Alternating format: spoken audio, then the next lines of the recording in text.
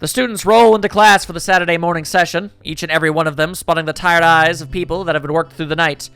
With only a day left to prepare, I suppose it's not surprising. Is this old dialogue? It is! Oh. Alright, I guess our conversation with the dude is going to be a little different. Oh, yeah, because I didn't have a second heart attack. Muto stands in the hallway, scratching his head as he works out what he's trying to say. Not knowing what is going on, I wait silently.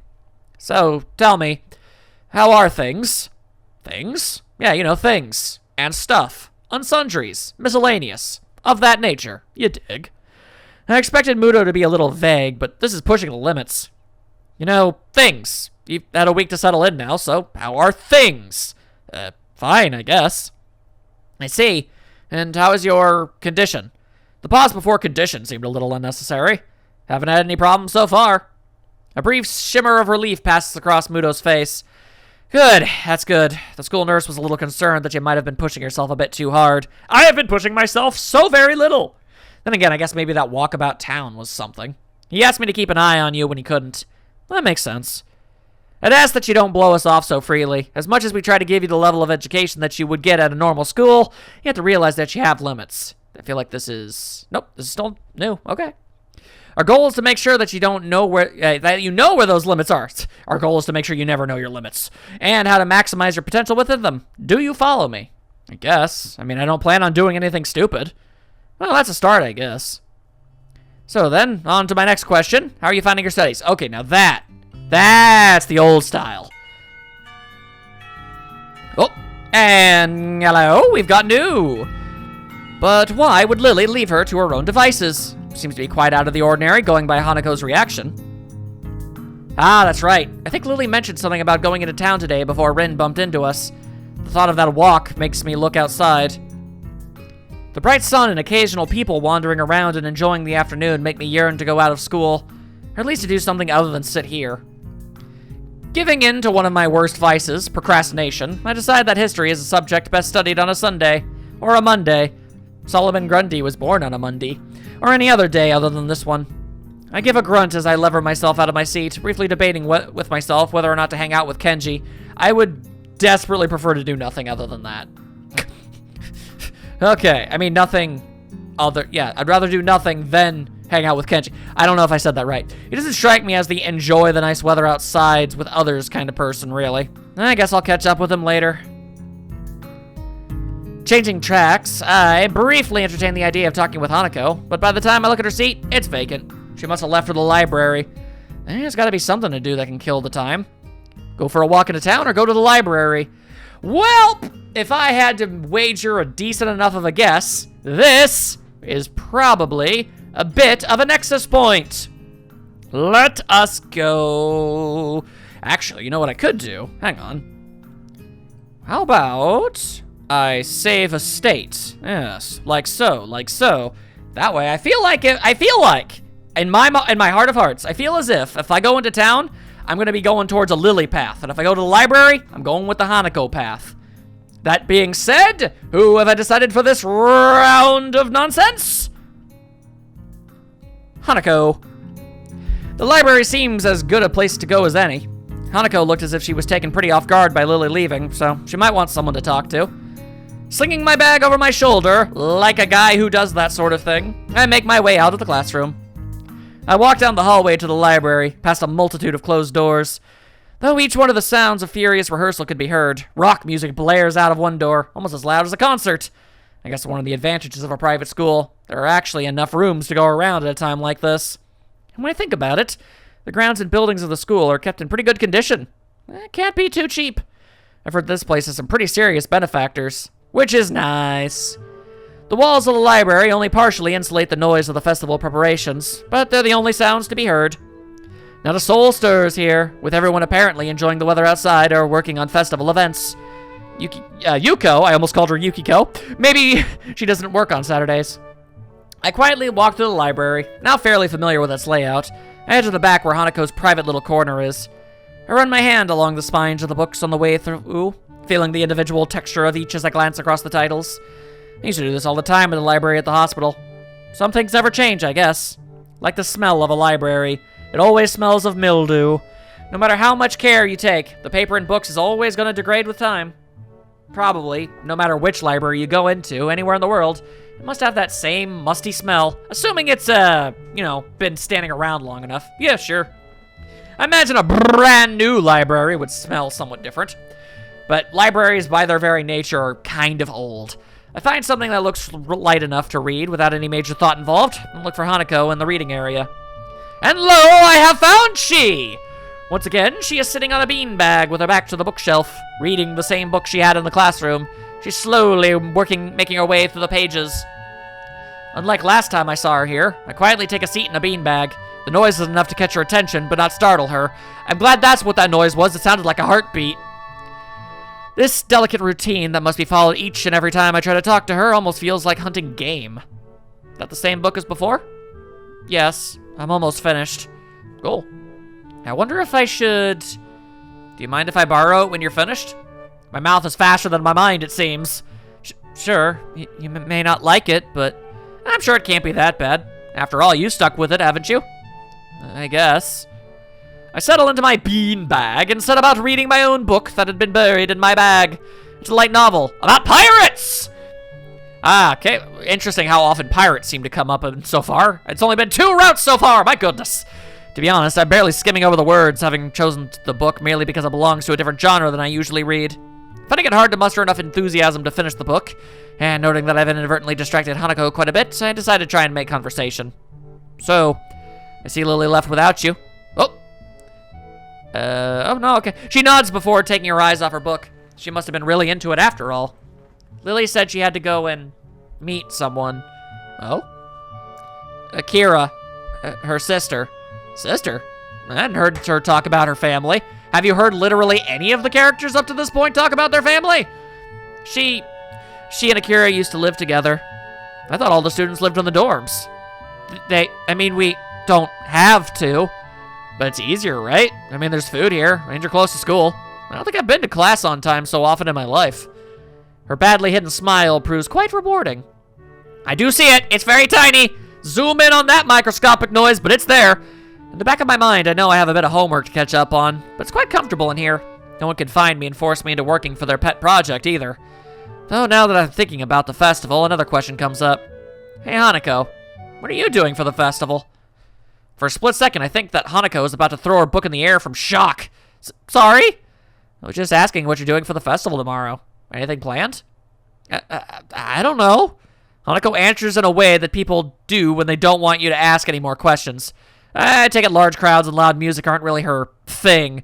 I also feel like she may have interpreted that as you asking her something. Just a hunch, though. Oh, okay. Change the subject.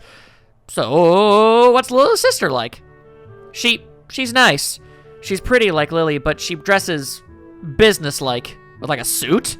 That's pretty nice. Business-like? She's always wearing a suit! I was right! Ah, I see. And that makes her less pretty somehow? Hanako gives an embarrassed shake of her head. No, just different. Women in business suits can be pretty. Women in dresses can be pretty. Women can be pretty. I'll admit it, this has got me intrigued. To hear Hanako talk about someone other than Lily is a first, and to be complimentary about it too. But as I try to picture this mystery sister, all I can think of is Lily in a suit, and I can't imagine that not being attractive. Not at all. Well, one day you'll have to introduce me to her. Okay. Our brief conversation ends as abruptly as it started, and we both return to our novels. It's a novel concept, a novel. An easy joke, perhaps, but one I still feel unnecessarily proud with. The passage of time is marked only by the gradual movement of the patch of light cast through the window. Slowly, the noises from the various rehearsals in the building fade out and die as students start to get hungry and tired. Just thinking about that makes my stomach start to turn nuts around itself. I think it's time to head back. Do you think Lily would be back by now? I think I might have to head back to my dorm. I'm pretty tired from this week. And not a word of that is a lie. Moving to a new school as it ramps up for a major event has been taxing, to say the least. I can feel myself nodding off as I read my book, mostly due to the fact that books be mad boring and for nerds. Okay, I might stay here a little longer. Looking at Hanako's book, I can see that she is only a few pages away from completing it. For a moment, I consider hanging around until she finishes, but once again, my stomach turns, emanating a gurgling noise. Sure thing. Yep, I'm gonna head off before it gets dark. I'll see you around, okay? Okay. See ya, Hisao. She definitely seems like she's opening up. That's nice. Later. Hisao? Thank you for hanging out with me. I could see how hard it was for her to get that simple sentence out of her mouth. It leaves me hanging for a moment. So, there is someone in this school who's even lonelier than me. Maybe lonely is a wrong word. I haven't been lacking company for the first week, but I still managed to feel somewhat alone and detached. Maybe lonely is a wrong word for Hanako too. She gets Lily after all, doesn't she? I realize I've been standing there far too long without answering and pull off a flawless, not too exaggerated smile. You're welcome. Good night, Hanako. Night. She seemed to actually legitimately very much enjoy that, and I feel good about it. I leave her to finish her book and head back to the dorms, and the promise of food. Everybody needs some food in their lives. Of that I assure. And thus the day has ended! Again! Days always be doing this, man. Always. The next day. I didn't even realize that those were the first 3 words in the dialogue box, but it was a safe bet. I wake up feeling a little lightheaded. It's almost noon already. Sleeping late is fine since it's a Sunday and there are no classes. Not just a Sunday though, but the festival as well.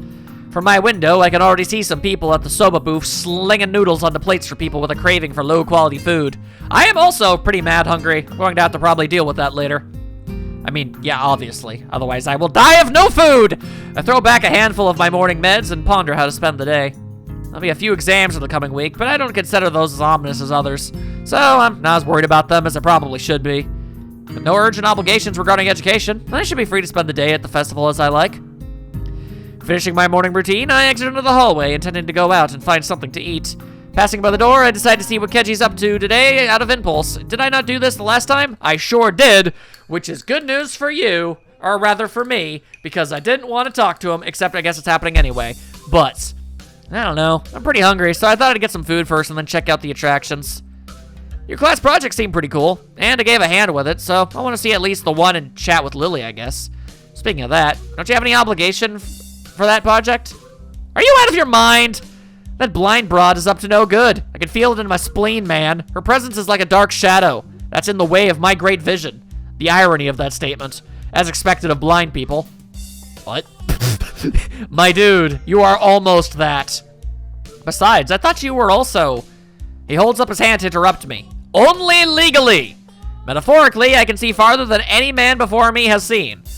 Genji looks stoically into the metaphorical distance to emphasize his statement, thrusting his chin forward to look manlier. Actually, it's just the corridor wall 2 meters away, but it's all the same. I can see the future of mankind, and it's a dark one unless the threat of women is stifled. That's really messed up, dude. They are everywhere. He figures his scarf nervously faster and faster like he's trying to start a fire. That sounds old to me, and it is. Good, good. No more Kenji.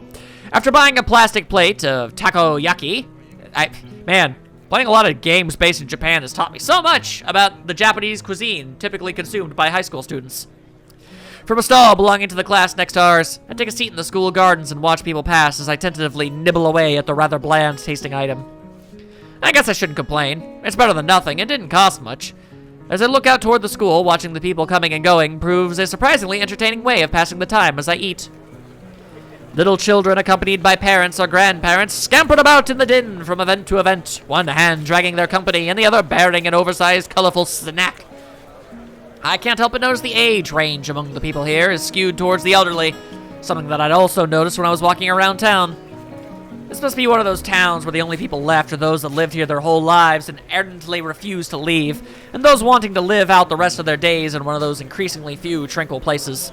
I mean, I've never had much agency to leave my place of living for as long as I have. I guess that also goes a way to explain how conservative Yamaku's skull culture seems to be. Not that I mind one bit. I kind of like how calm Yamaku and its surroundings are. The heat, though, is another matter entirely. Sitting out in one place for so long has focused my mind on how annoyingly humid it's getting. Not that the hottest part of the day is here. Oh, now that it is. Oh, hello, hang on. I better get moving if the bell! Oh, great, I doubled up on it. The sound of the Karawan bells? All right, take me completely by surprise as I stand up, a reaction shared by a few of the people strolling around here as well. The PA system crackles to life after the tolling bells end. Its age shows as the principal makes a barely intelligible announcement over it, officially opening the festival that's very much in full swing. It's quite amusing to contrast the pleasant smiles of the older folk against the alternatively pained and bored grimaces of their younger charges. The students, on the other hand, seem to pay it a little heed. Nevertheless, as the address finally ends, all are unified and polite, if not overly enthusiastic, applause, and then get back to business. Sometimes you just go to applaud an intercom. It happens, man. Slipping a hand in my pocket to look as relaxed as possible, I casually glance around for something to do. It's somewhat difficult to see very far with all the people around.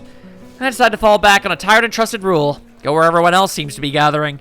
Right now, that's the school courtyard and surroundings. Throwing the used plate into the trash head can, I make my way towards the school building. Seeing the number of stalls around the perimeter of the school building surprises me. Quite a few of the classes must be opted to have multiple stalls. Unless there's just that many classes and we didn't even know it. It's possible. In deciding which to visit first, I catch sight of a familiar banner with a blue patterned border and red text. Lily's stall is as good as a place to start as any. I'm curious as to how it's going, after all of the work she and her class have been doing for it. Stepping up to it, I began to see why the class took so long to organize everything. Easily twice as wide as many of the other stalls and with equipment for cooking strewn everywhere, it's closer to an outdoor restaurant than a festival event. As a student in front of me takes a bowl of noodles and leaves, I walk up to the counter. Now I want noodles. I hungry. The girl behind it seems quite exasperated and asks me to wait a moment before she disappears underneath the counter. Seizing the moment, I take a quick glance around. Steam seems to be rising from everywhere as pots and pans simmer away. The most blind of the students are unpacking ingredients while being helped by someone who is probably the teacher of 3-2. We don't actually have a model for them, so, figure that one out for yourself. Doesn't take too long to notice Lily among them, talking with the teacher as she quickly counts out the boxes and packets with her fingers. From her expression and the fact that both she and the teacher seem to be in a state of mild confusion, it appears there's been some problem in coordination. Before I can stare any longer, the girl behind the counter pops up again, only to look back and ask where the spare change box is. Lily pauses for a moment before she and the girl switch places at the counter, and the teacher quickly walks off somewhere. Sorry about that. We're having a few problems. What would you like? It takes me a second to remember why I'd even come here. My eyes quickly dart to the side to read the menu sitting on the counter. Oh, I guess some miso soup? Ah, is that Hisao? Yep, looks like you're pretty busy. Her face is all but confirms it as she drops her waitress facade. Somewhere along the line, our order got mixed up. We're trying to fix it now, but it looks like we only have half of what we needed. Wouldn't serving smaller portions cover over the problem? It seems like that's what we'll have to do, though I wish we didn't. The fact that a good half of our class is gone doesn't help either. I glance behind her to see how many people are actually operating the stall. It couldn't be over about 8. I take it that's why your teacher left. That's right. She's going to try and round up a few of our classmates to help. Hearing the sounds of footsteps behind me, I stealthily glance backwards to see an elderly couple taking a place in the line. I guess I better stop loitering around and chatting. Here's the money for the soup. Soup! Oh, right. Coming right up. Lily turns and calls for a bowl of miso soup as I hand over the money for it. Taking the coins in her palm, I can't help but notice how effectively she counts them out with her long, pale fingers. Eventually satisfied that I've handed over the correct change, she puts it into a small metal tray. It isn't long before the soup is made and carefully handed to her, after which she turns and subsequently passes it to me. It's a baton, but made of soup! Thanks. I'll come back to drop off the bowl. Thank you, Hisao. Oh, there is one other thing. Have you seen Hanako? Hanako? No, not today. Why? She gives a small sigh of abject disappointment. It's okay. I was just wondering what she was doing for the festival. You'll come back when you're done, then? Sure, I'll keep an eye out for Hanako, too. Thank you, Hisao. I walk off from the stall and find a seat, carefully cradling the steaming wooden bowl in both hands. Ooh, a bowl made of wood, how fancy. Compared to the dumplings from before, this is quite nice. A little cool compared to what it probably should be, perhaps, but the flavor is enough to cover for that reasonably well. As I drink, I can't help but feel somewhat guilty for not being as involved in the festival as the others. It can't really be helped, considering I was dropped into the school only a week ago, but it still weighs heavily on my mind. I feel the guilt! That and the fact that a few students don't seem to be enjoying the festival as much as the visitors. Eventually, I finish my bowl and leave for the stall to drop it off. Considering that there seems to be no line at all, I take my time walking up. It seems the teacher's mission paid off. There are now over a dozen students helping, and much of the unpacking has been done. Despite most of them seeming quite relaxed as they work, Lily still appears to be somewhat stressed. Lily doesn't look impressed at all, and I can't really blame her. On top of her issues with her stall, she still seems to be worried about Hanako. I can't really help her with the former, so I guess the only way I can help is trying to take her mind off our shy mutual friend. Placing the bowl back on the counter, I call out to Lily. Hey, Lily, don't worry about Hanukkah. I'll go find her and hang out with her, okay? I could see Lily's relief plainly written across her face. Or like, painfully, she is very happy. Thanks, Sal. And if you see anyone from my class, can you tell them to come back here, please? Will do. Have a good one. And make sure to take a break, okay? I will if I can. See you later, Hisao. I leave Lily in the stall and head out in search of Hanako. The quest for Hanako. In a way, I feel bad for leaving her with the crowds. But even though she was clearly under pressure, I can't help but think that she is enjoying herself. The halls are packed with swaying crowds meandering throughout the festival. If there's one thing I know about Hanako, it's that she's going to be anywhere near this. Or not anywhere near this. She'll be wherever this isn't. And with the students showing their friends and family their dorms, I doubt she'll be there either. Following blind intuition, I move against the grain of the crowd. Thankfully, the crowd seems to be slightly less festive than your usual festival crowd. I assume this is out of consideration for the student body. As I force my way through the masses, it doesn't take long for them to thin down into nothingness. Spooky. This is not surprising, since I am standing before the librarium! Even the most eager of students don't bother to show anyone this section of the school. Mostly due to it being boring and for nerds. As I enter the library, the noise of the festival fades into dull background noise. And soon I am in the reading area of the rear of the room. Behind one of the partition desks, I see the top of a head with straight dark hair catching my eyes. Is that dark hair purple? Hey, Hanako. I had a feeling I'd find you here. The head jumps a little in shock before slowly peeping over the partition. Hisao. Lily's pretty busy, so she sent me to find you. Oh, do you want to sit down? Actually, I'm feeling a little hungry. Would you like to get something to eat from one of the stands? I brought some food, so shouldn't be surprised, but it was worth a try. Expecting her to go outside today was a long shot. How about we eat in the tea room? I passed by it on the way here, and no one was around. We can make some food there, and it'll be a little more comfortable. What do you say? Sure, let's go. Hanako closes her books and puts it away with deliberate, practiced movements. She's been training all her life for this. Professional book tidying. Good to go? Yeah.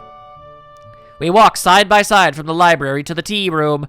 As expected, there's barely a soul around. If it weren't for the murmurs through the walls, you wouldn't tell that there was a huge festival going on outside. Hanako carries her bag in both hands and focuses on just the floor ahead of her. Every now and then, she seems to break her pace a little and steps in slightly shorter paces. The first time it happened, I gave it no mind, but I soon noticed that she does it on a regular basis. Are you all right? She stops dead in her tracks. What? I don't know. It looks like you were tripping or something. A pink blush rises to her cheeks as her gaze returns to the floor. It's nothing. You know, when you say nothing like that, people are inspired to ask further questions. For a second, I don't think she's going to answer. Prepared to leave it be, I almost set off walking again when... It's a game. Game? Do you see the floor here? What a bizarre question. The floor looks like any other floor, covered in those tiles made up from squares of linoleum. Nothing noteworthy. Well, yes, what about it? Sometimes, when there's no one around, I only step on the darker ones.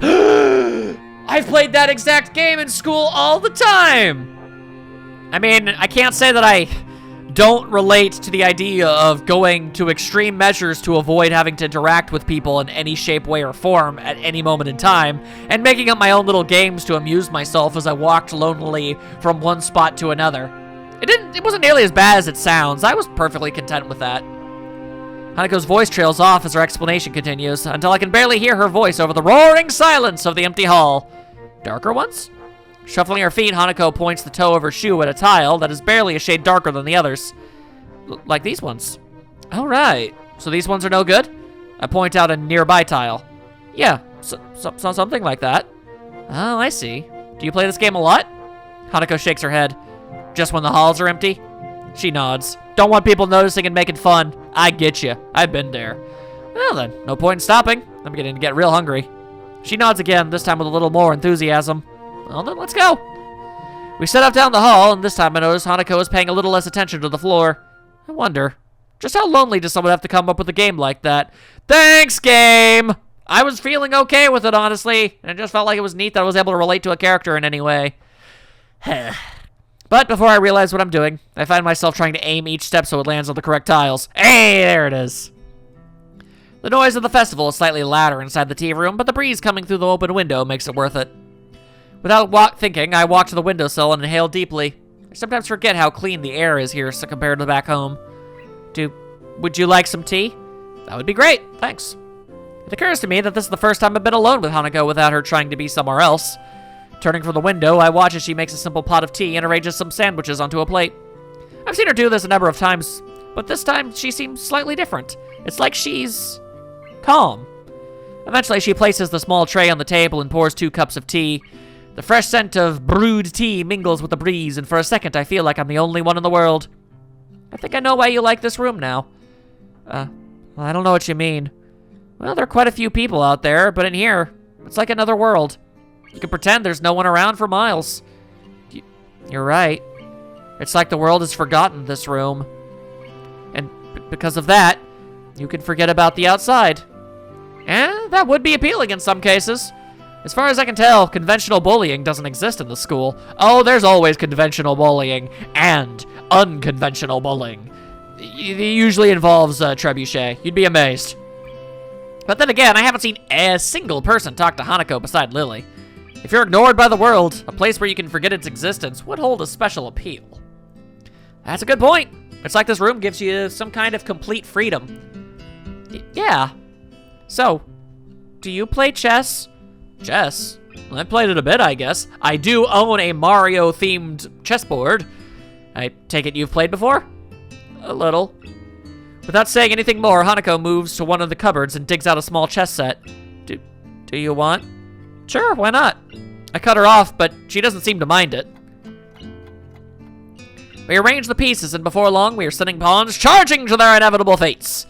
I take my time and intently examine each move and its consequences, nostalgia for the game taking second place to the matters at hand. For a time, the game is a lengthy battle of attrition, but I spot an opening and tear a line in her defense.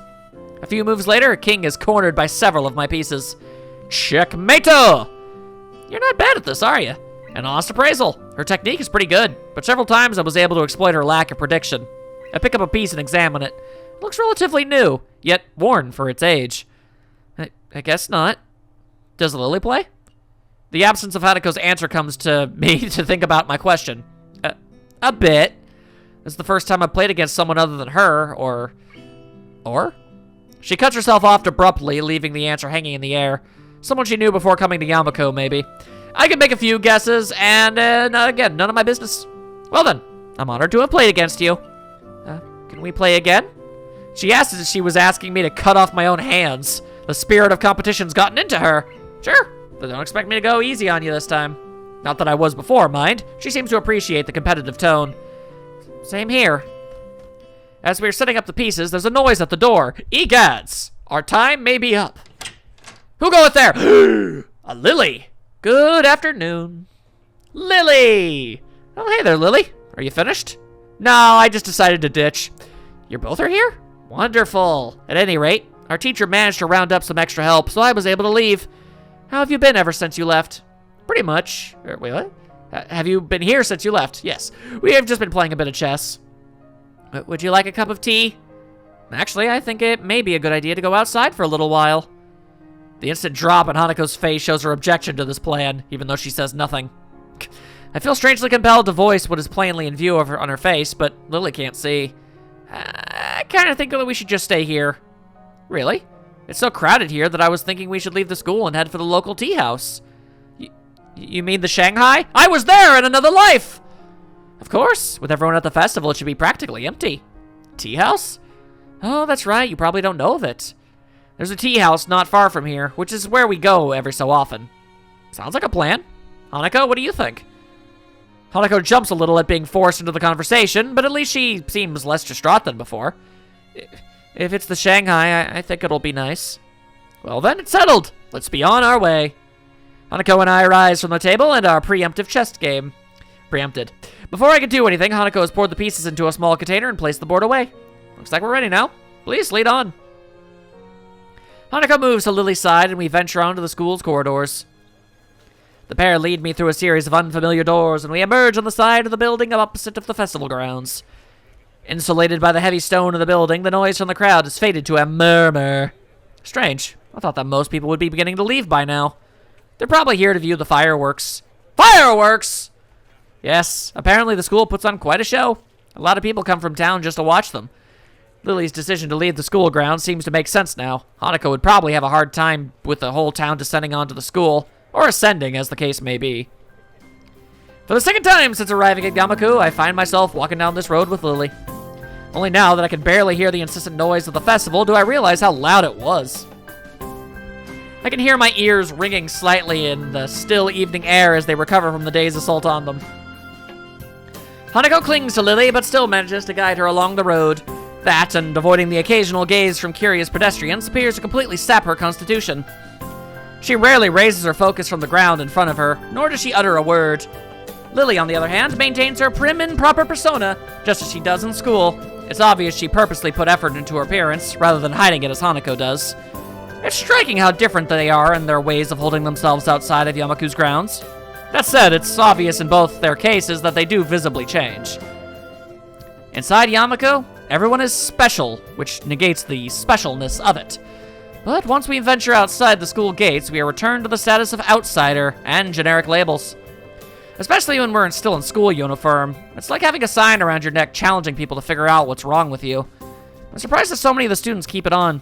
Then again, with canes and wheelchairs common among the students, I guess it's not really that much of a giveaway.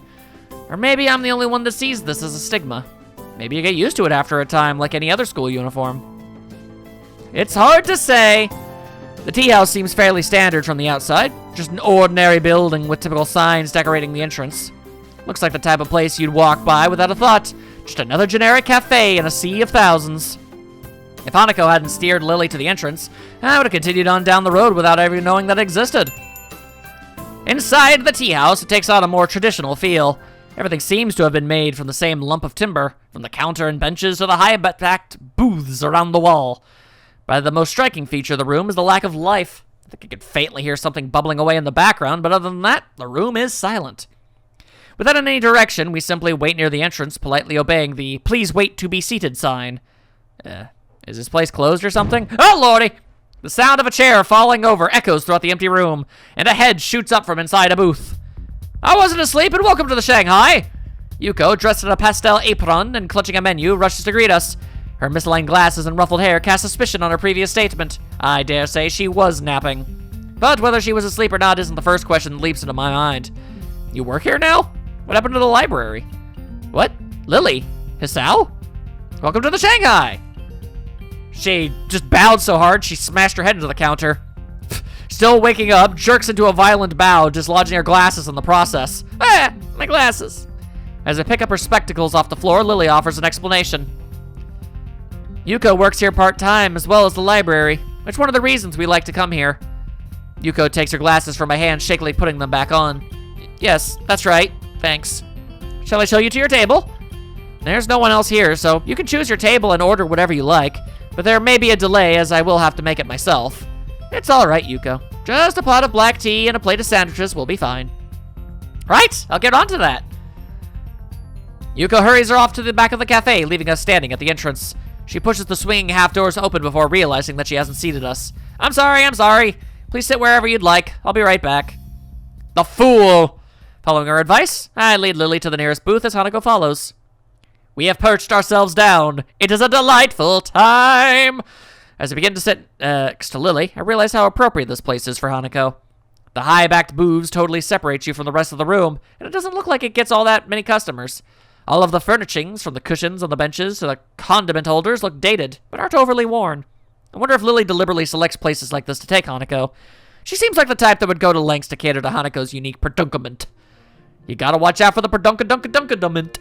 So Hisao, I didn't know you played chess. Well, not very well, but I do know how to play. I suppose the obvious question would be, who won? Lily's innocent smile makes me hesitate. I don't really want to look like I'm lording my victory over Hanako.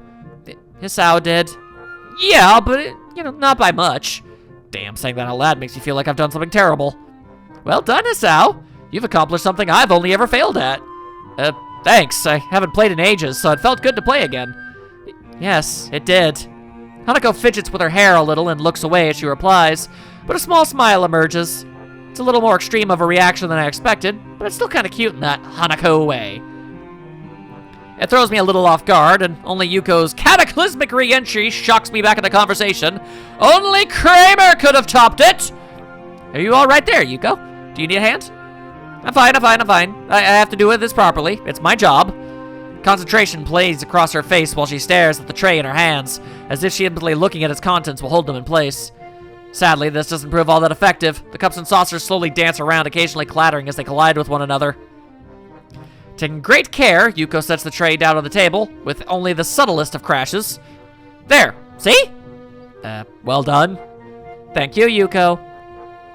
Yuko head rockets downwards in a distinctive bow before answering. You're very welcome.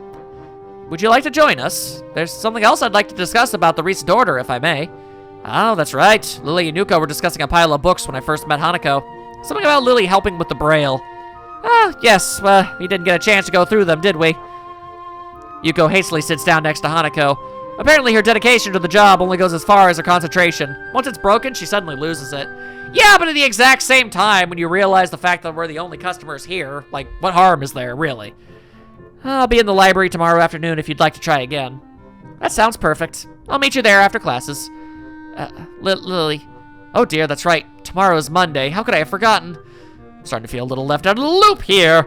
And now everybody knows how I feel about loops. Then again, that's to be expected. I have been here for barely a week, so it's impossible to know everyone's schedule. Well, perhaps we could come to some other arrangement. Yuko, will you be in the library later this week? Maybe this is already overdue. And there are some things I need. That might be a problem. Lily ponders for a second before discovering the answer. I wonder, might we enlist the help of another if need be? To do what? You lost me quite some time ago. Being volunteered for something without even having the slightest idea what's going on isn't really my thing. And here I thought I'd finally escape the clutches of the student council and their repeated attempts to recruit me. Oh, of course. The other day I was helping Yuko sort the new Braille books in the library. But Hanako and I usually go shopping on Monday afternoons. It's quieter on that day than on weekends. Last week we couldn't go because I was busy with the festival. I managed to slip away later in the week, but Hanako couldn't make it. Well, since I can't read Braille, I'm assuming you'd like me to go shopping with Hanako? Correct. You were a great help to me the other day. I think I can handle that. Hanako, what do you think? If you wouldn't mind. Aww, she's actually kind of okay around me. That's actually heartwarming as heck. Of course not. Still not familiar with all the stores in the area, so it sounds like a good idea. Okay. Now that we have that arranged, shall we have some tea? It's not that I realized our tea has been sitting idly all this time, getting no hotter. It's my fault. Let me pour that for you. Yuko reaches out with shaking hands, but I intercept her. She looks in no state to be holding a hot liquid. It's all right. I've got it. Since you've already made the tea and sandwiches, you fulfilled your waitress duties, right? I guess. Yuko relaxes a little, but still watches eagerly as I share out the assortment. As I'm about to bite into the sandwich, a low, loud rumble can be heard, along with a flash of light from outside. At first, I assumed a car had smashed through the door. As it turns out, nay, merely fireworks, eh? Ah, I take it the show has started. Only now, looking outside, I realize that dusk has come and gone, leaving us on the peak of the twilight. Sparking tracers arc upwards, ready to explode in the floral shapes of fireworks. Let's go watch. Oh, sorry, Lily. Oh, please don't miss the show on my account. From what I've heard, this isn't a bad location to watch them from. Aw, cute. With the exception of Lily, we rush to the window of the small tea house to watch the show. I'm not in the picture, but I assure you that I am there. The strobe of colored lights play across Hanako and Yuko's smiling faces, and for a second I forgot to look out the window. In this totally new world, there are a few things that don't change. I think that's why the school makes such a fuss over this festival.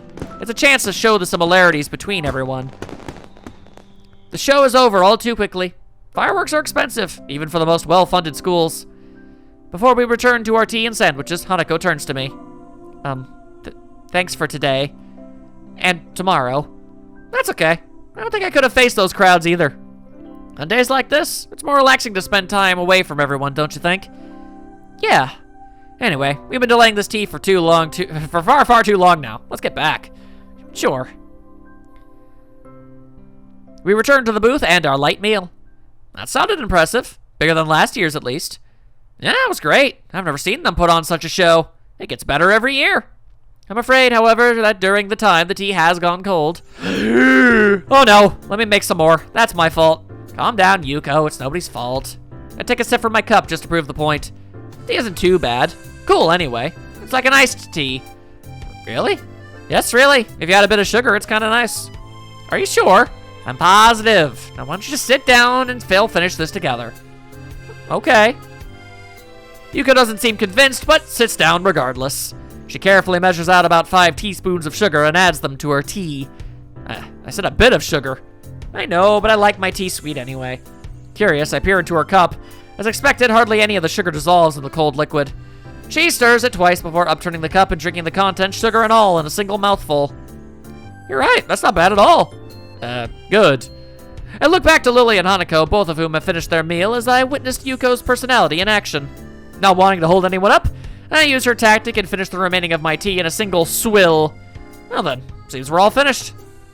Should we head back now, or do we want seconds? Yuko's expression shows that she isn't quite clearly not a good idea. I think it would be best if we got back soon. We do have to get back before curfew, after all. Oh, that is a good point. I'll meet you tomorrow, Yuko. I'll be looking forward to it, Lily. Goodbye, everyone. We make our way out to the small tea house and into the dark of the night.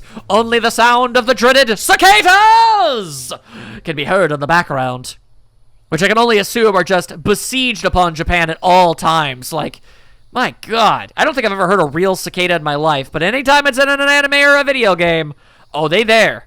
The cicadas will never truly be gone. Lily and Hanako once again take point, but under the cover of darkness, I drop my coin slightly. Hanako seems slightly less stressed than she did on the trip here. We move against the occasional group of people emptying the school grounds, but Hanako seems to lead us along a few minor roads, avoiding the bulk of the crowd. The skull of the crowd, however, is still prevalent. You hate to see it. No word on Spike. Outside the dorms, the school seems strangely quiet when compared to the noise of the day. Well then, thank you both for today. I think I learned a lot. You're most welcome. But I'm afraid that I really must be going. Today's been a long day. That's right. Lily spent all of her day on her feet, and I can imagine that walking outside of the school would be pretty tiring for her. I feel a pang of guilt as I remember that I was probably the only one in the school that got up around 10 this morning. Sure thing. Well, I'll see you both tomorrow. Good night. Good night, Hisao. Night. The girls returned to the dorm, and I to mine.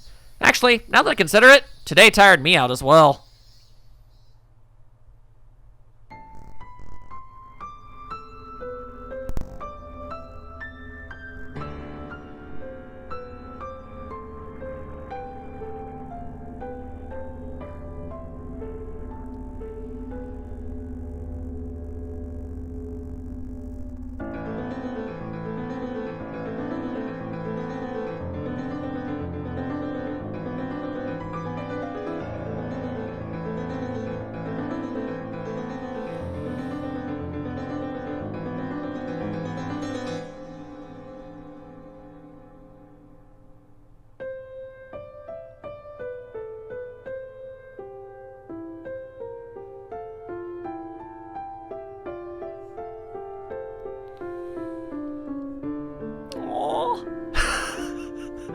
Aww.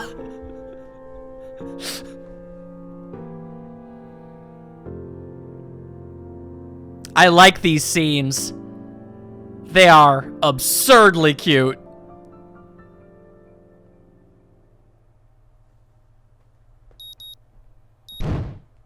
My alarm blares into my ears only to be swiftly silenced by my fist! You know, I have a legitimate question for anybody at home. Have you ever actually physically abused your alarm clock at any point in your life?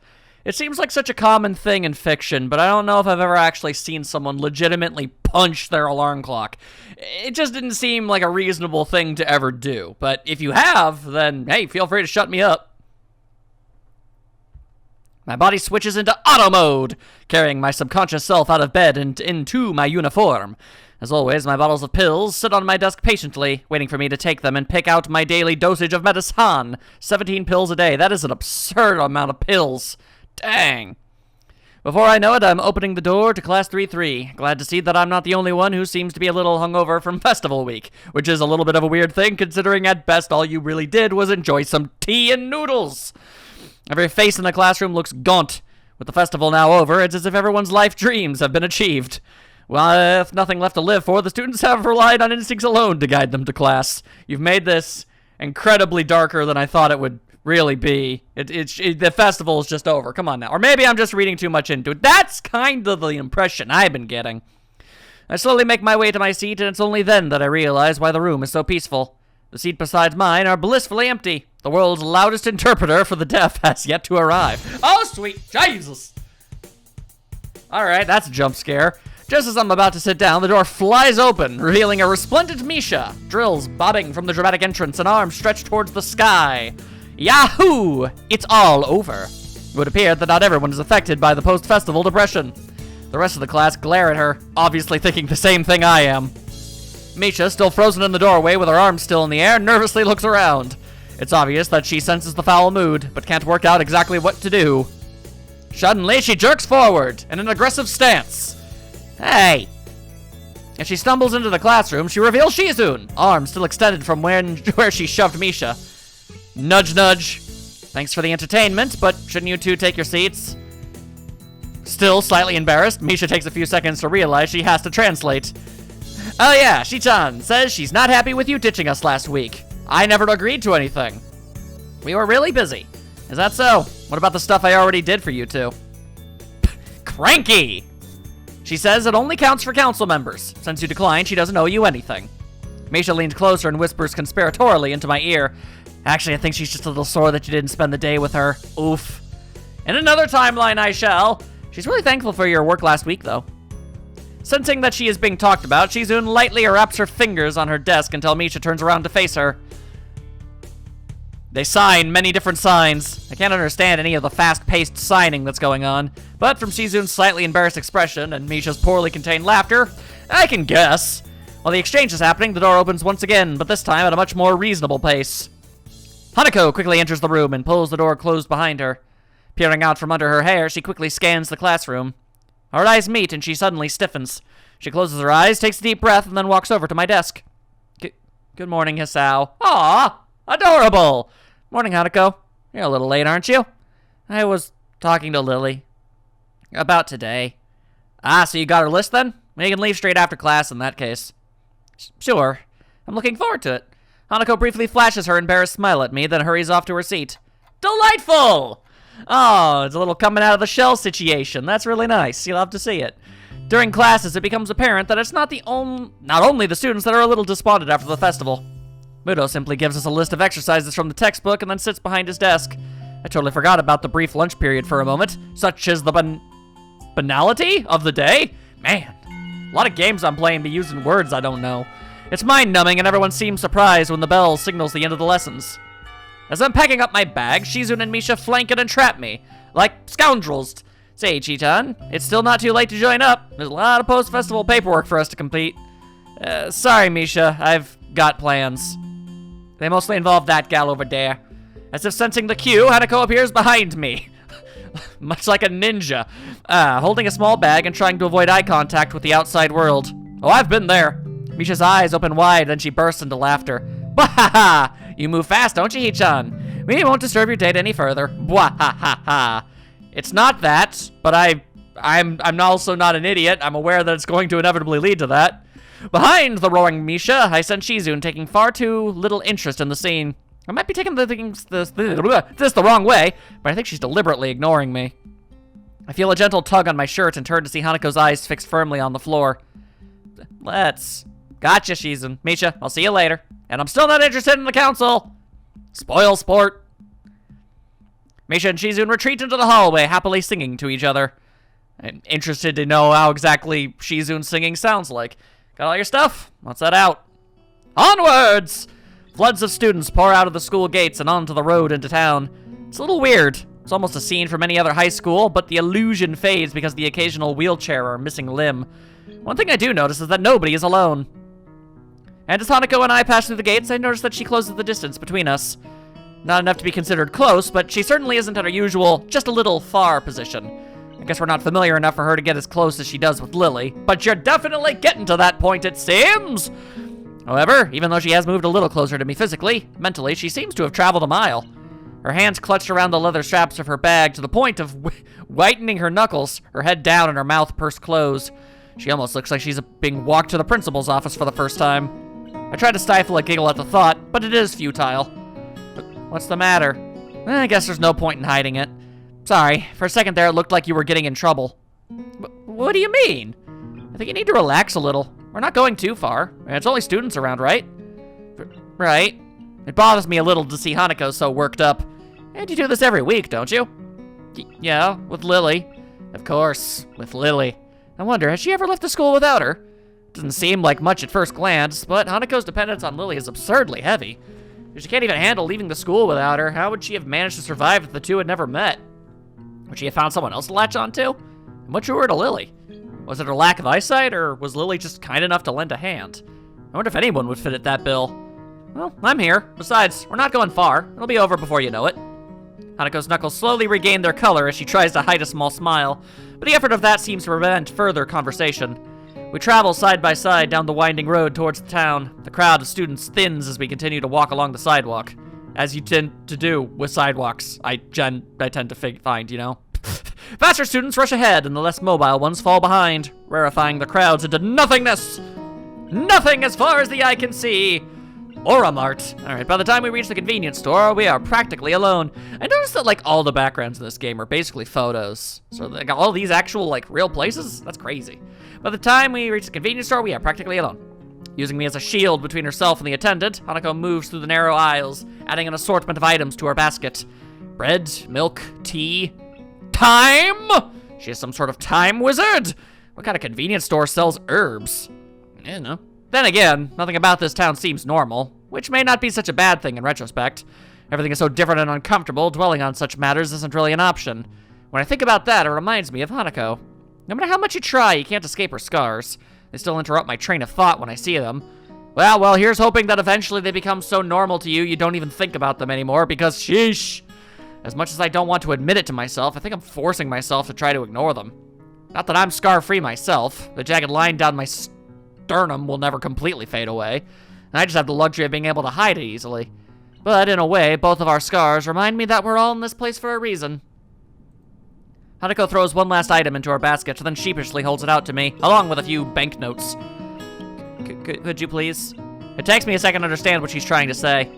Oh, you want me to pay for this? She nods, but doesn't look up. I guess this task falls to Lily on the usual occasions. Sure, let me just grab a couple of things. Hastily, I grab a few essential items for myself and head for the counter with Hanako in close tow. The attendant gives me an indifferent nod as he scans in the items.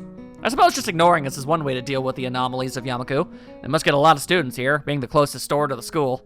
The staff must all have their own way of dealing with us, or maybe they don't. Maybe it's only me who thinks twice about my unique schoolmates. It's feasible.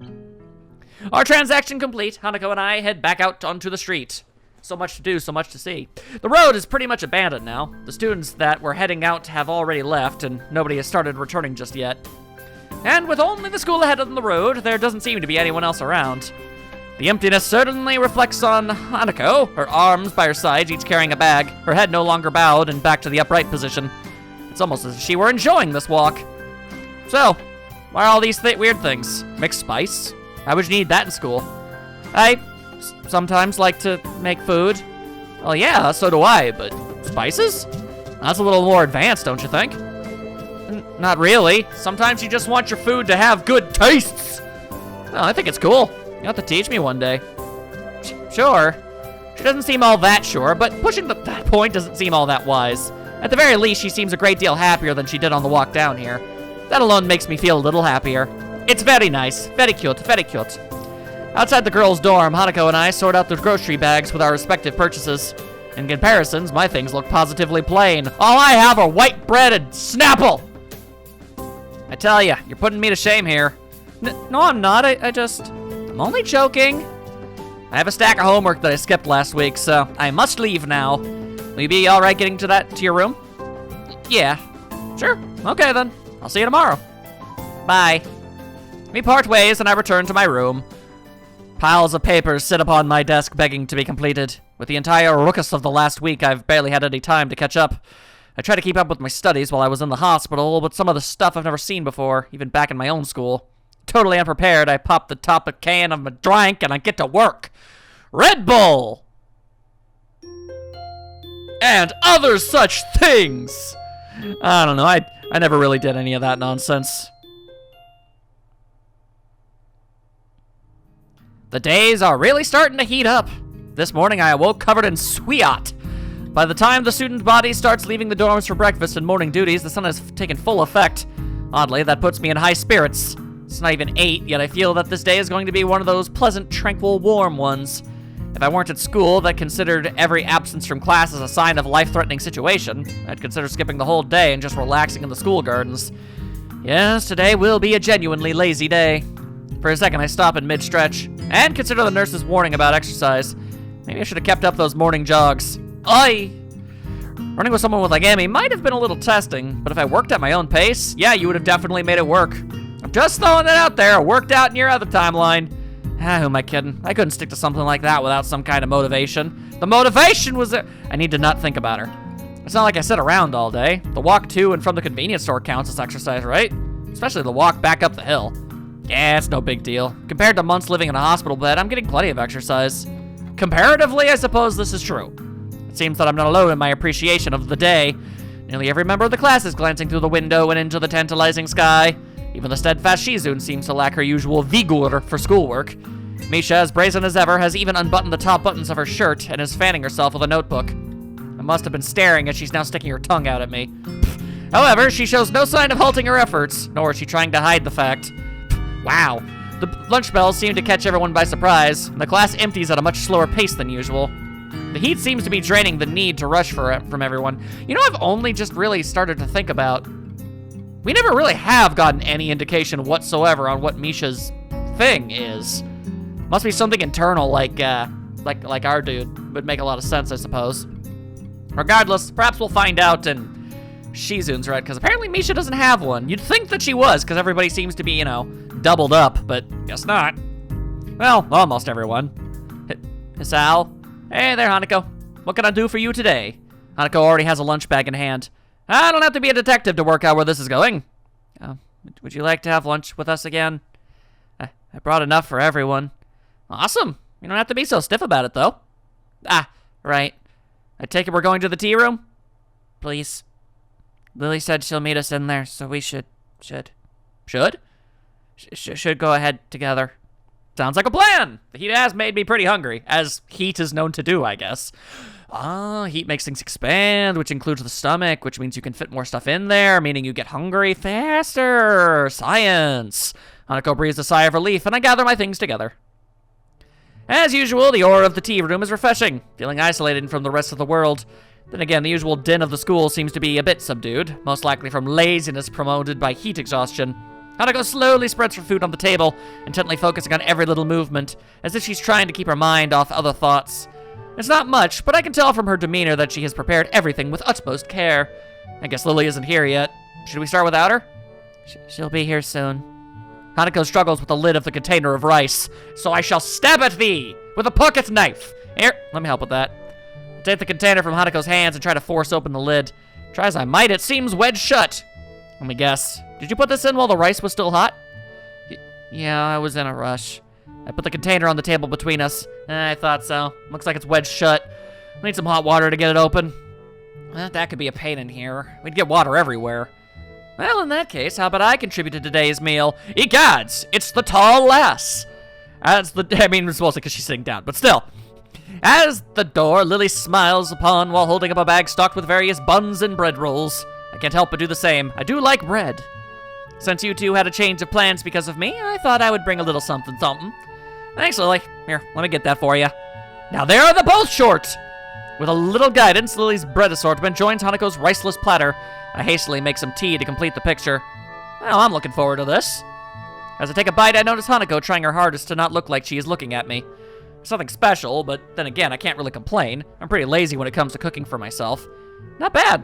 I guess this is made with the stuff you bought yesterday. Yeah. Hanako's eyes shout at me, begging for some kind of feedback. Well, it was clearly worth it. Thanks, Hanako. I wanted to show you this after yesterday. That's okay. I was just a little surprised at the stuff you were buying. Hanako always liked to experiment when it comes to food. I think it's good. Most of the time. While Lily's smile doesn't waver, the slight change in her tone tells me that things have not gone so well in the past. And it's not like Hanako has many people to sample her cooking. Hang on, was Lily waiting for me to go first? She didn't even start eating until after I said it was all right. Oof. Her cheeky grin tells me that this was a deliberate action on her part. I have to try and work out how to get one over her in the future to make up for this. Well, it's good, and that's all that counts, right? Right. Lily, satisfied at not being the first to sample Hanako's creation, begins to consume the food in front of her. Consume! I find myself staring as I watch her chopsticks gently touch the plate, their tips delicately poking and tracing to quickly ascertain the position of the food as she dexterously picks it up. One might think she was a child playing with her food if not for the situation, though she does it with such care and thoughtlessness that it's obvious that it's simply how she eats this kind of meal. Not wanting to miss out, I start filling up myself. Hanako takes a different approach, waiting until Lily and I have our own hands clear before quickly snatching up her share. Before long, the containers are empty, save for the still shut rice container. Thank you, Hanako. That was filling. No, thank you for the bread. Would have been a disaster if not for that. You're both welcome. But now I must be getting back. It's far too easy to be late after eating here. Yeah, I see what you mean. I think we'll just clean up here and then head off. Well then, good day. Lily leaves, her cane tapping away down the quiet hallway. Hanako and I quickly pack our things and stay seated waiting for the bell. Together, we stare out the window and into the endless azure sky. If it weren't for the pealing of the bells, I would have sworn the time had stopped. The urge to skip class rises in my gut. I should have glanced at Hanako, who shows no signs of moving either. Not just yet. The interval between the warning bells and the end of lunch bells passes in the blink of an eye. We really should go. People will freak out and start a search party if we skip. Hanako sighs. You're right. What a bummer. She slowly rises to her feet and I follow suit. To suit. Silently, we make our way up to the old stairs to the third floor and then to our classroom. At the door, I take point and open the door ahead of Hanako, bowing my head down in apology in advance. Sorry we're late, teacher. I'm greeted not by stern words, nor by an angered instruction to take my seat, but simply by the silence created by 15 or so students trying not to laugh. Muto, ever tardy, has yet to arrive. However, the fact that Hanako and I have arrived together is blatantly obvious. Make that about 14 students trying and 1 student failing. The lovers return. Wahaha! Yeah, thanks, you can calm down now. Ain't nobody got time for that. I step through the door and realize that Hanako is firmly pressed against my back, hiding herself from the class. With my steps coming closer to my desk, she eventually breaks free from me and stiffly walks to her own. Her efforts to mentally block everyone's presence from her mind are written fairly clearly on her face. Quite quickly, checking the door for any signs of the teacher's arrival, I make a trip to Hanako's desk and whisper in her ear, "Don't worry about Misha. She's always like this. I enjoyed myself today.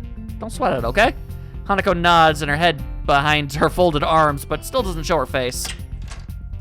I yearn to stay close and console her more, but Muto picks this exact moment to enter the class halfway through his lecture as if he started it in the hallway. Which, of course, is directly proportional to the charge, but inversely proportional to the square of the distance. He's so engrossed in his speech that he doesn't even notice me sneaking back into my seat from Hanako's desk. While Muto's spiel rambles on, Misha leans over to me, as she's known to do. The teacher may not have noticed your tardiness, but I did. That much is obvious from the show you just put on. I have been instructed to let you off the hook for today, but only on one condition. Well, what would that be? You have to help us this afternoon. I crane my neck to look over Misha's shoulder. Shizune is conveniently not making eye contact with me. Fine, just for today. I already told you I'm not joining the council, remember? Of course, doing so could be considered. She looks down at her notebook, obviously looking for a place in her script. Under duress and hence would be against regulations. How very strange of you to be considerate of the regulations now. Things should be done by the book, mostly if you're trying to make a cake. It's just that the book hasn't been written for every situation, so there are times when it can be ignored. And yet, you two wonder why no one else wants to be in the student council. Grumpy face! After poking your tongue out at me, Misha returns to her workbook, and we battle our way through the latter half of the school day. Triumphantly, we have succeeded. Oh dear lord, I have already been besieged. Before I can even stand up, Misha and Shizune have placed their hands on both my shoulders. Hey, I said I'd help out, damn. This is just insurance, Sasao. Insurance. Sasao? Hanako timidly tries to leave the room by circling around us, and I suddenly realize that this may be my one chance to escape. Oh, hey Hanako, what's up? Hey, what makes you think you've got time to chat? Oh, relax, this won't take long. Sorry, Hanako, you were saying? I was going to the library, and I thought. Hanako's thumbs dance around each other, and her eyes flit about the room, looking everywhere but us. Sorry, Hanako, but Hisao has to come with us. He's got work to do. Oh, but you can help too if you'd like.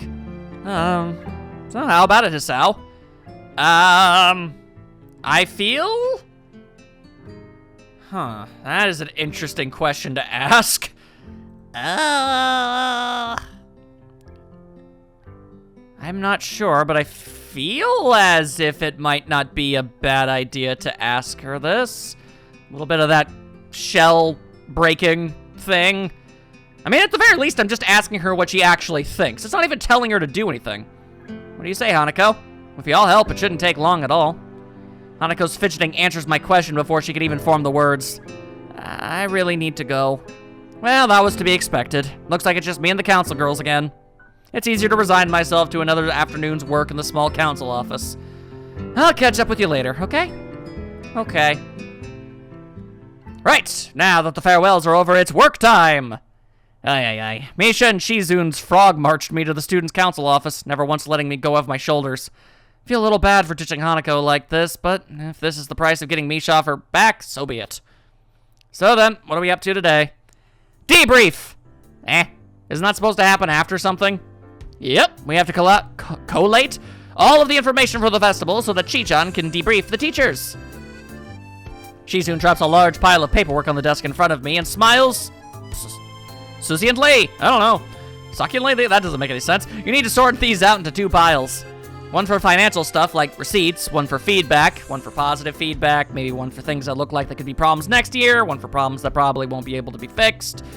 That's a few more than 2 piles. Huh? Oh, right, yeah. Thought it would only be 2 piles. My bad. Right, well, while I'm doing this, what are you two doing? Well, we missed lunch because we were collecting all of these reports, so we're gonna go get some food. Why don't you just sort them out while you were collecting them? Thankfully, my self-defense mechanism kicks in and prevents me from opening my mouth and further worsening my situation. How is that fair? Oh dang, Misha calling it out. I was fretting over the unfair distribution of work so much that I didn't notice that Shizun had kept on signing. If it weren't for Misha's outburst, I probably wouldn't have noticed at all. Off she goes. Shizun seems to be delivering a fairly long string of commands to Misha, and none of them look pleasant. Reaching a conclusion, Misha slides briefly back to Shizun and then sits down at the desk next to me. Shizun waves to both of us before disappearing out the door. What was that all about? Chi-chan was worried that you'd get it all wrong unless you were supervised. And since she can't tell you how you are messing things up, she's making me stay. Bummer, I wanted to go with Chi-chan. But she is going to bring us back some food. How good is that? Misha's flippancy is out of this world. From down in the dumps to on top of the world over some calories. It's hard to imagine how anybody could operate at that level. It could have been worse. So what are we supposed to be doing? Collation! Yeah, I gathered that. Well, let's just start making piles. We'll work out what the piles mean later. Right. We start to separate all the papers into increasingly complex piles. At first, it's just simple categories. Financial, feedback, incidents, reports. Then they split apart into the good and bad reports, and further still, until it starts to look like we've just thrown the papers onto the desk. This is hopeless. Huh? Why? We're doing what we were told, right? Yeah, but it looks like we're just making a mess. I think we got a lot done. Chi-chan will be able to work out the rest from here. So I think we can stop about here then. It's almost as if Misha's common sense left the room with Shizun. Still, there's no point in arguing. If you can't win, why fight? That's not a great way to look at things. Anyway, what's the deal with you and Hanako? Deal? You were hanging out with her today, weren't you? Have there been any fireworks? Any gossip that you're withholding from me? I mean, there were literally fireworks, but I imagine you were also aware of those. If I told you about my own circumstances, it wouldn't be gossip, would it? No, I guess not. We're just friends, I guess. Why are you so interested? I thought you and Shizun didn't like her. It's not really like that. You know, Chi-chan and Lily don't get along well. And since you can't really get Hanako away from Lily, we don't talk to her much. But that doesn't mean that I can't be concerned for her. What is there to be concerned about? Well, she never hangs out with anyone else, right? It's no good, Hee-chan. If Shizun and Lily dislike each other because their personalities are different, then I hate to think how Misha and Hanako would get along. I mean, in one way or the other, we're all in the same boat here, right? Well, I guess. The one time when she left class halfway through, Shichan went to the teacher and asked what was going to be done about it. He said that every student has special needs and that Shichan doesn't worry herself about it. Hanako never does any group work. She just runs off. Isn't that enough to be concerned about? I guess you're right. She still hardly says a word when she's talking. Well, there's more that I've been able to do. Shichan and I have both tried when she started, but she got scared and ran off. Can't imagine why that would be the case. I consider telling Misha that exactly the same thing happened with me, but she seems caught up in thought. Listening to Misha without Shizun's influence is interesting. I think she needs to realize that people here don't care what she looks like and that she can trust us. If she could, I'd feel a lot better about her. I think this is the longest I've watched Misha without seeing her sign. When she's with Shizun, she's constantly waving her hands about explaining the world to Shizun. That amount of effort probably places a strain even on an agile mind. And let's face it, Misha isn't the world's brightest spark. That's just rude. Well, I'll keep an eye on her for you. But you should probably apologize for earlier. I don't think Hanako is cut out for that kind of joke. Oh? Oh. I didn't even notice. Sorry. Don't say it to me, just mention it to her. Alright, first thing tomorrow I'll speak to her. Good. A canopy from the doors herald the return of Shizun. I guess you really can't tell how much noise she's making. Oh, Shichan, you're back. She hath arrived. Shizun appears, completely laden with goods from the convenience store. There was some surplus left from the festival. Since this is officially festival business, I have splurged a little. Nice idea, Shichan. 10 points. Is that really allowed? Grumpy face! For someone who refuses to join us, you seem to take an unhealthy interest in the politics of this council. I shall punish your insolence by rationing your portion of the feast. Fine, I get it. Misha slides the multiple stacks of paper to one side to make room for the avalanche of food Shizun is spreading out. As I watch my hard yet misdirected work become wasted, I realize that it's little wonder why these two need help. The convenience store meal isn't overly tasty, but at the very least it's filling. Thanks for helping today. Most of the time we just make up the reports for the staff. This year we can at least make up some relevant headings on the debrief. Are you sure this isn't a corrupt organization? Not at all. We're by the book. It's not our fault that the book isn't specific enough. I thought that was the definition of corruption. You think too much. Maybe you don't think enough. You know what? You're probably right. Anyway, I must be off. That is, if I'm allowed to leave. Your work has been deemed sufficient. You may leave. Well, thank you. You know, if you stress the free meal side of things over the endless workload side, you'd probably end up with more recruits. You might just have a point. Well, think about it. And think about what we talked about. And you don't have to tell that to Shizun if you don't want. Oh, right. I'll try to see her tomorrow. Good night, Hichan. Night, Misha. Shizun. They seem like nice gals. I look forward to getting to know them even more later. Doodle-doo, doodle-doo, hoo-hoo-hoo, hoo-hoo-hoo.